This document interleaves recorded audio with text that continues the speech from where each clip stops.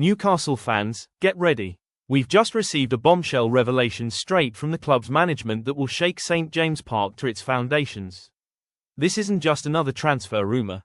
It's a high-stakes power play involving one of our most iconic stars and a European giant that could fundamentally change the future of our squad. Before revealing the name and brutal figures behind this unfolding saga, do yourself a huge favour. Subscribe to the channel and turn on notifications right now. If you want to stay in the loop and know exactly what's happening with our club before anyone else, you need to be part of this community. Trust me, you won't want to miss the consequences. Done? Great, let's get to the mystery.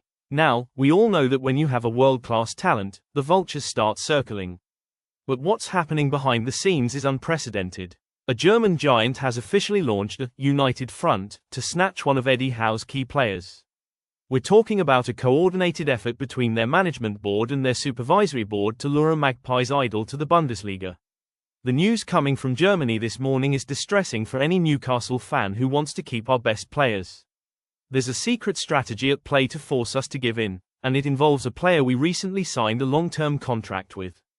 Hold on 60 seconds, because the very low offer they're preparing is an absolute insult.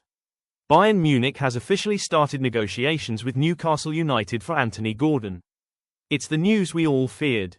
Despite Gordon being under contract until 2030, reports suggest the player is open to a transfer, and Bayern is trying to use that desire as a weapon.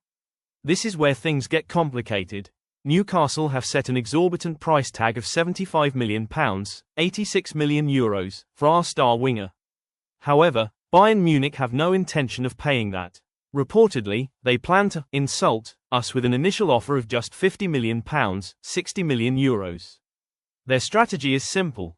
Offer the Magpies a very low price, use the player's interest as a bargaining chip, and hope we succumb to the pressure to reach an agreement.